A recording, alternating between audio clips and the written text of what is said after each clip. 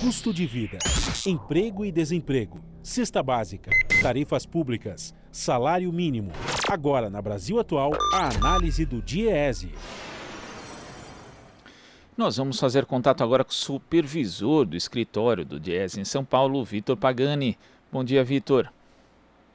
Bom dia, Glauco. Vitor, ontem o IBGE divulgou dados mostrando que a indústria brasileira, no período de 6 anos, perdeu 20 mil empresas e 1.400.000 postos de trabalho.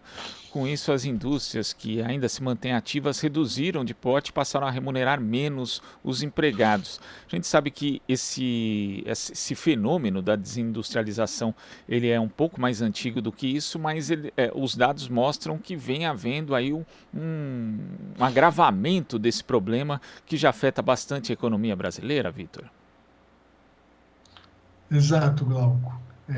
O IBGE divulgou ontem a pesquisa industrial anual de 2019 e foi constatado que houve queda no número de empresas, né? Então, de 28,6 mil empresas, o que dá, em termos relativos, uma queda de 8,5%, e queda no número de empregos, né? Então, houve fechamento de 1.400.000 postos de trabalho, né? O que, em termos percentuais, equivale a 15,6%, né? Essa queda ela ocorre de dezembro de 2013, né, até dezembro de 2019.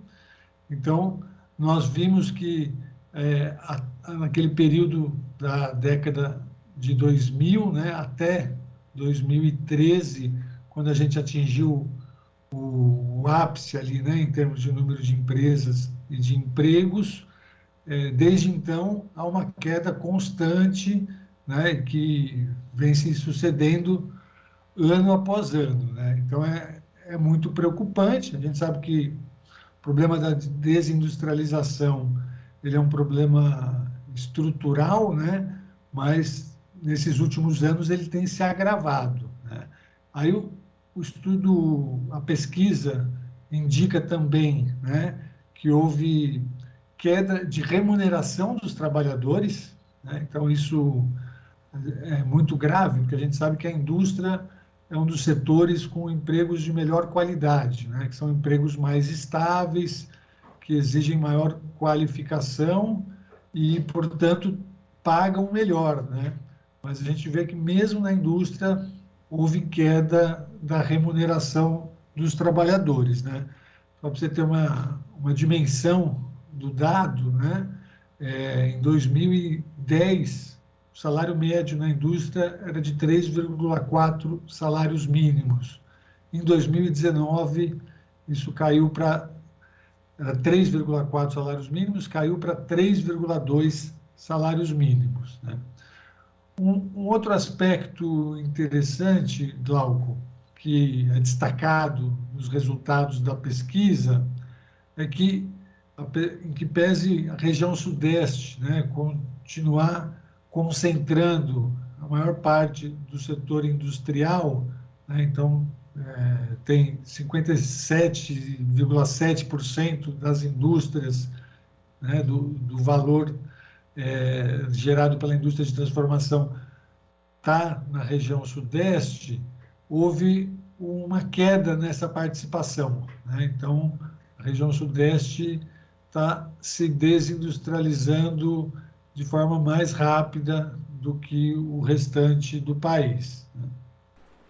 A gente tem outro dado também aqui divulgado pelo IBGE, Vitor, que é entre 2010 e 2019, o salário médio mensal da indústria, medido em salários mínimos, recuou 6%, indo para 3,1 salários mínimos. E a gente sabe que o setor industrial é a atividade, né, comparando ali com o setor de serviço e também de agricultura, de agropecuária, o que mais paga, né, o que paga melhor. Isso acaba tendo impactos também dentro do consumo interno e pode acabar comprometendo ainda mais as possibilidades de recuperação econômica pós-pandemia? Com certeza, Glauco. Por isso que é necessário que haja uma mudança da política macroeconômica, né? Então, que se estabeleça uma parceria entre o Estado Nacional, os trabalhadores e a iniciativa privada, né, com o objetivo de fortalecer o mercado de consumo interno brasileiro, né, que é o que faz com que a indústria venha para o país, né? A maior parte dos investimentos industriais visam ter acesso ao nosso mercado interno de consumo, né? Que é um país continental com um dos maiores mercados do mundo, né? Então, o fortalecimento do mercado interno ele é essencial para a retomada da indústria, né, e retomada da economia, né? E aí nós temos que pensar numa indústria forte que atenda às necessidades estruturais da população, né?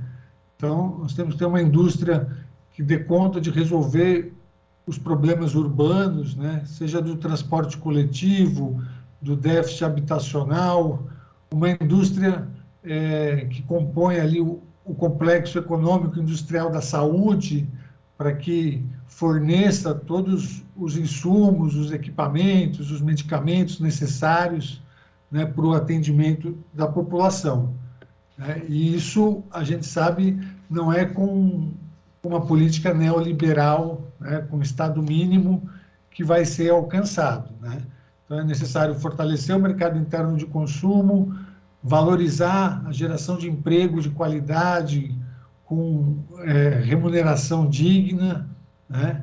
E promover a inclusão social. Então, para ampliar esse mercado, né?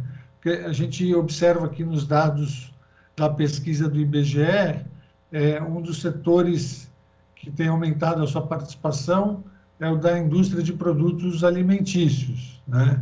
Que é um setor muito importante, emprega muita gente, está relacionado com todo o agronegócio, né, brasileiro, mas é um setor que não tem tanta tecnologia, né, que ele não é tão sofisticado, né, quanto outros setores que o Brasil também poderia estar desenvolvendo.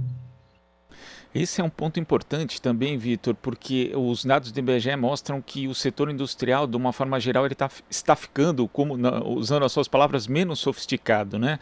Em 2019, por exemplo, o faturamento das indústrias extrativas foi de 6,1% do total do setor industrial, que é a maior participação em 10 anos. Lembrando aqui que a indústria extrativa é aquela que tem responsabilidade basicamente por extrair a matéria-prima, enquanto a indústria de transformação faz justamente com essa matéria-prima um bem de consumo, é algo que gera mais valor agregado. E o Brasil está se voltando mais para essa questão de extração. Inclusive, quando a gente pensa no setor de petróleo e gás natural, o governo vai justamente nessa direção, de transformar esse setor praticamente só em indústria extrativa, abrindo mão, por exemplo, do refino, que poderia gerar um produto de um valor maior agregado e, inclusive, retornar aí em termos de ganhos, não só de uma forma geral, mas também de impostos para o próprio Estado. Quer dizer, o caminho do Brasil é de reprimarização com essa desindustrialização, e mesmo a indústria que persistir no país ainda vai ser aquela que gera menos ganhos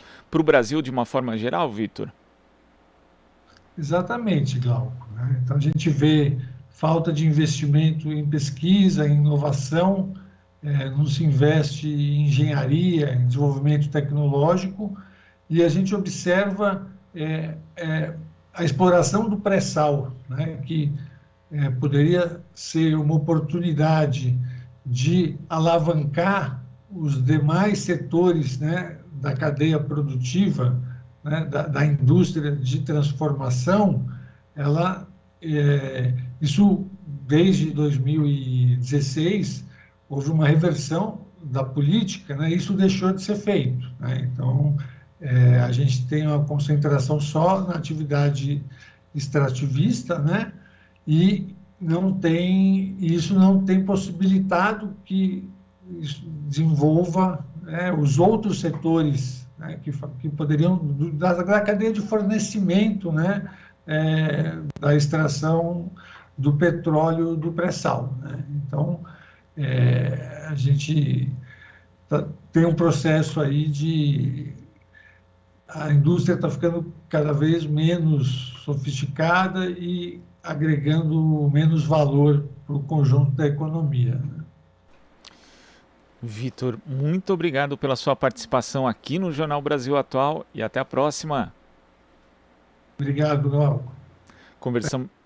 Conversamos aqui com o supervisor do escritório do Diese em São Paulo, Vitor Pagani. Você está ouvindo Jornal Brasil Atual. As notícias que os outros não dão.